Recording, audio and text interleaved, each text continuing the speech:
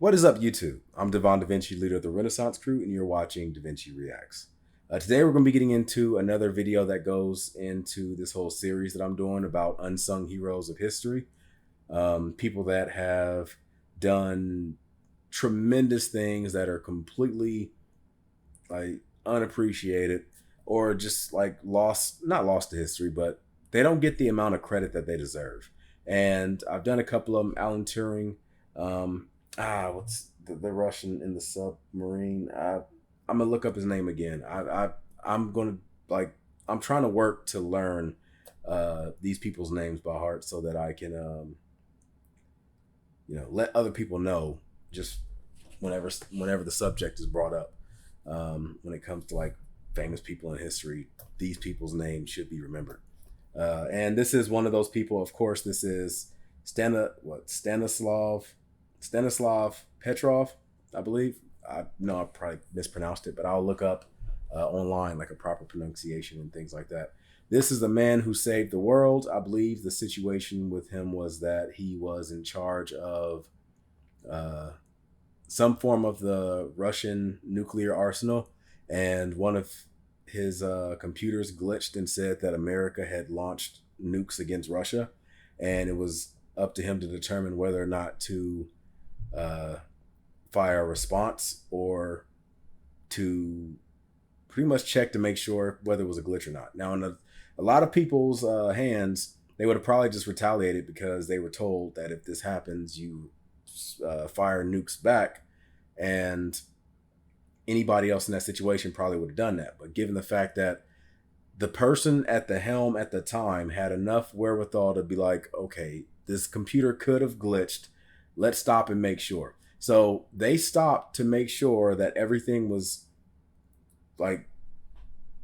actually good, even though the risk was that they would possibly get killed, or, well, I guess if the US at the time had launched nukes, it was going to kill someone regardless. But it puts your country at an extreme disadvantage when it came to the nuclear war. For all you know, they could have launched it on your area and you could have gotten killed. A ton of people that you know would have died. So all this emotional stuff could have been going through your head and influencing this decision you could have made. And this person in that situation, still with all that stuff on their head, said, nah, I'm gonna wait and see. Just the fact that that person was there. Like I said, anybody else in that situation at that time could have completely changed the world, the way the world is, and we could be living in a Fallout universe right now somewhere. But yeah, just appreciate the fact that we live in a rather, I want to say rather peaceful, but there's still a lot of war and stuff. But we live in a situation where if you're watching this video, you're in a position where you can watch this video. Let's just say that. Anyway, let's go ahead and jump into this. Oh, before I do, I'm sorry. I got to acknowledge who made the video. This video was created by Plootarc. Now, this video had I had a very tough time finding videos on YouTube that covered the subject that weren't either hour-long documentaries or just didn't really say much about it. So I couldn't find a proper video until I ran across this. So this is the closest I could find to a YouTube video related to this. And this YouTuber only has one subscriber at the time of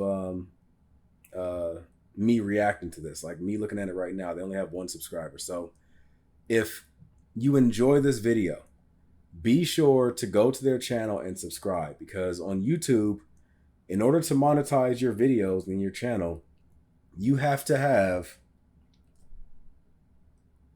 1,000 subscribers and I believe 400 hours worth of watch time. So if you enjoyed this video, go to the original video, offer them a like, and subscribe to them. Anyway, let's go and check this out.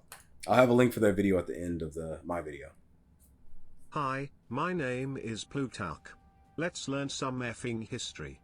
The world has been under a nuclear war threat since World War II. The first and only time the world witnessed a nuclear weapon explosion was the US bombing on the Japanese cities of Hiroshima and Nagasaki towards the end of World War II. The debate on the necessity of these bombings still remains. There have been many more instances where the world was at the brink of full-on nuclear war. One such instance was during the Cold War. During the Cold War, the US and Soviet Union built an arsenal of nuclear weapons to use against each other, just in case they got into a full-fledged war. By 1983, the relation between the two powers got worse. The then US President Reagan announced plans for a missile defense system. He also called the Soviet Union as, quote, an evil empire, end quote. The Kremlin assumed this was the US preparing for a nuclear attack on the Soviet Union. They believed that the US was preparing for a first strike. The Russians came up with a strategy. If they received any indication of an attack, I can tell you right now, the United States is likely not going to do a first attack against a country like that unless there was some big monetary thing to gain from it. I don't see the United States doing a preemptive attack against a nuclear power just for the sake of attacking them. Like there has to be something to gain from it. And something like that is, especially given the fact that they can like retaliate and kill millions of people. The president at the time, whoever was in charge of making that decision, would go down in history as the worst American in the history of America. Even worse than like Benedict Arnold, worse than, well, I guess Benedict Arnold isn't technically an American. Maybe. Very close. Just worse than just anyone. Russians came up with a strategy. If they received any indication of an attack, they would use their arsenal. Needless to say, it was a time when both the powers expected a nuclear attack from the other. And if it wasn't for Soviet officer Stanislav Petrov, September 26, 1983, would have marked as the darkest day of mankind. Stanislav Petrov was born on 7th of September 1939.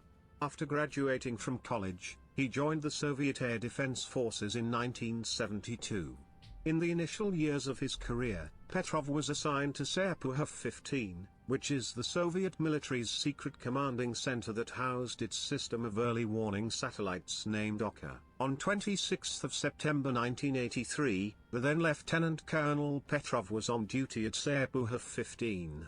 His job was to observe the satellites and signals, and alert his superiors about any impending nuclear Someone that can missile speak attack Russian, let me know what the against computer Soviet said. Union. In the event of an attack, the Soviet Union's strategy was an immediate and compulsory, all-out nuclear weapons counterattack against the United States. Yeah, because remember, at this time, I believe the document of MAD was in effect, the mutually assured destruction. So if they believed that the United States had launched a nuclear attack at them, they would then return by firing every single active nuclear weapon they had in their arsenal. So that would have been thousands of nuclear weapons headed towards the United States. And it would have all been because of a computer glitch. So a majority of America or American population would have been wiped out. America would have returned fire and wiped out a majority of the Russian population, which would have then possibly could have led to other countries getting involved as well. By this time, it wasn't just America and Soviet Union that had nuclear weapons. There were a handful of countries that had nuclear weapons, so they probably would have fired theirs as well. And yeah, it would have just been all out horrible. On the night of September 26th, an alarm went off signaling that a ballistic nuclear missile was heading towards the Soviet Union from the United States. However, Petrov dismissed it as a computer error, since the US was unlikely to launch just one missile if it were attacking the Soviet Union. It was likely to send multiple missiles simultaneously to disable any Soviet means of a counterattack. What if it was, what was it called, a MIRV? Like, what if it was one of those where it's like one missile, but it has like a handful of like nuclear warheads inside of it, and it just like breaks apart and just goes across the... Yeah. You weren't thinking about that, were you? Well, I'm glad you weren't thinking about that. If that was something that could have influenced them pushing the button. I guess it's good that he didn't think of that exact situation. Besides, Okka's reliability had been questioned in the past. Thus Petrov dismissed the alarm as a false one and concluded that no missile had actually been launched by the Always update US. your Windows, His goddammit. suspicion was confirmed when Windows no wasn't out at the missiles time. arrived. Shortly after, the alarm went off once again. The system showed that a second missile had been launched. Then, it warned a third one being launched, then, a fourth one, and soon a fifth one. All of a sudden the system was roaring. It warned that 5 Minuteman intercontinental ballistic missiles were coming towards the Soviet Union. As Petrov later recalled, the computer systems in front of him changed their alert from launch to missile strike, and insisted that the reliability of the information was at the highest level. Petrov suspected that the computer system was malfunctioning again, but he had no means of knowing for sure. The Soviet Union's land radar was incapable of detecting any missiles beyond the horizon, and it would be too late by the time the land radar detected the missiles. The pressure was intense. Petrov had little time to decide what to tell his superiors. He finally decided to trust his intuition and once again dismissed the launch reports as a false alarm. I am curious though. At this time, because I know Ronald Reagan was talking about Star Wars and the whole defensive nuclear shield that America supposedly had. Did Russia have anything in retaliation for that? Like, did they have a defensive system as well? Because based on what they're saying, it sounds like they wanted to know early on so that they could do something about it. Like, what's the point of learning about the nuclear weapons or what's the point of like having to know whether they launched a nuclear weapon if there was nothing you can do about it at all? So I'm guessing like they could have like tried to do something to try to prevent as much damage as possible. I'm thinking. I don't know, but that's what I think. Let me know though. Like I said, you guys are in the comment section. You know way more than me, so be sure to leave in the comment section like whether or not they had a defensive system in place. Petrov waited. Minutes went by. Had he made the wrong call, the first explosion would have happened by then. But everything was quiet. There were no missiles, no destruction.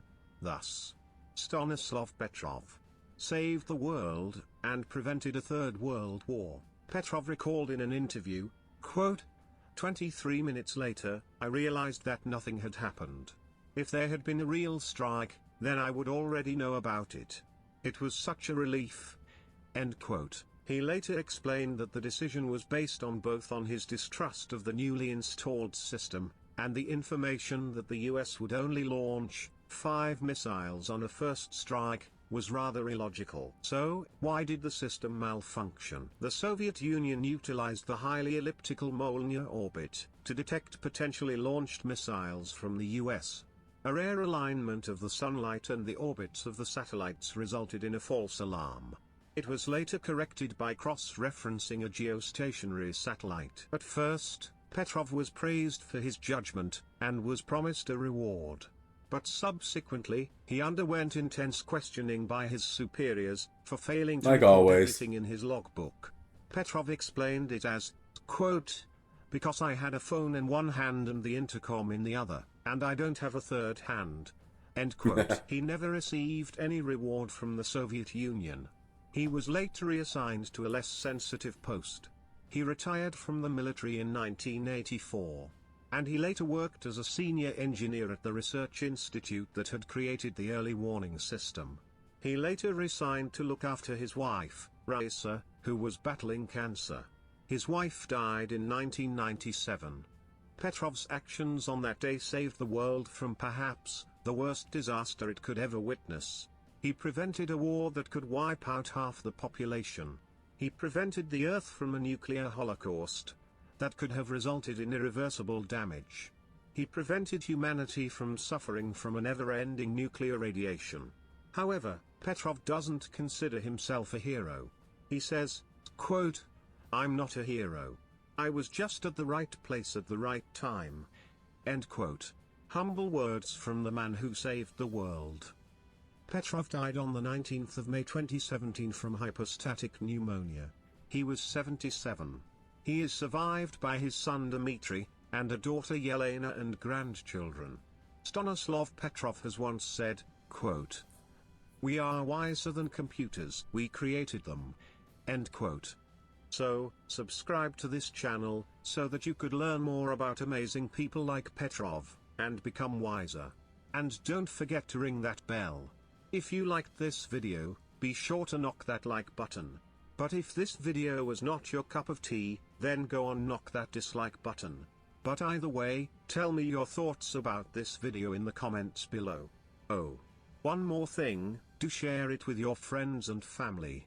Cheerio. I shall see you in the next video. Okay, so I'm going to go ahead and hit that like button right about now. Oh, wow, wait a minute. I actually got a video on my watch later list about the Imperial Japanese flag and like what's happened to it. I say that because in the video I just did about the American war atrocities, I talked about the Imperial Japanese flag, and I was wondering, because I was under the assumption they still used it, but I have a video about it, so I can just watch it, I guess. I'm gonna go ahead and hit this like button. Therefore, I'm contributing. If you guys enjoy it, be sure to go to not just this video, because I mean, I would appreciate your like, but if you want to show anybody support, go to the original channel and hit that like button, because like I said, it'll definitely help this YouTuber get on their feet and try to make this whole YouTube thing a thing. You know what I'm saying? So Plootarc, I definitely enjoyed the video. I guess the only notes I probably have is I'd probably rather hear voiceover compared to the computer voice thing. I think it would add more like, well, it's easier to add humor with your own like voiceover as opposed to the computer thing. Like you can do humor with the computer thing if you know how to do it, I guess. But my humor is more in line with the whole voiceover thing. That's only my personal preference. And if I was doing a stick figures, I'd probably just take like a stick figure and take a picture of the historic person and just like cut out the head part, and then just like use different clips of the head, like in different emotions, like depending on what they're saying. I think that'd be cool. That's just different enough to be not like a complete oversimplified clone, because I know that if you do something like that, people are going to say it, but it's enough to separate you just that much. But like I said, I definitely appreciate the video. I will subscribe to you. Well, I'm gonna go check your channel out, and then I will subscribe to you. I want to see how long it takes for you. Well, you know what? Screw it. I'll just subscribe right now. Boom, subscribed. If you guys enjoyed it, be sure to check the channel out. Like I said, subscribe, like, all the other good stuff. If you enjoyed this, make sure you hit that like button, subscribe, everything else. I look forward to seeing what you got to say in the comment section. I currently have a Patreon. If you guys want to show me support, you can sign up for my Patreon. It's only $1. You can watch all my exclusive videos and movie reactions. Movie reactions are specifically exclusive on Patreon. They don't appear on YouTube. I am planning on doing a reaction to Big Trouble in Little China. That is a movie that I have not seen. I've seen parts of like clips, but I haven't seen the full movie at all. So that'd be an interesting first look. I'm also doing gaming live streams. So if you want to check that out, be sure to join me on my gaming streams, which is every Monday, Wednesday, and Friday at 3:30 p.m. Eastern time. I am currently playing Amnesia: The Dark Descent. I was about to say, it's all right. I'm not going to necessarily say enjoying it, because you don't enjoy Amnesia, but it's interesting. It's interesting. I haven't lost my shit yet. I'm still hanging in there. There have been some moments that have almost got me, but whatever. I ain't scared yet. I'm not gonna. I ain't gonna let it break me. I'm not gonna let it break me. If you want to join my live stream and join the chat, because sometimes the chat can get funny and crazy and all types of stuff. Like I said, be there Monday, Wednesday, Friday, 3:30 p.m. Eastern time, and right here on YouTube. And I will be looking out for you in the comment sections or the live chat. Be sure to join the live chat. I love seeing people get involved in the conversation. Anyway, I'm gonna give you the deuces. I look forward to seeing you on a future video. And until then, I'm Devon DaVinci, and I'm signing out. Deuces.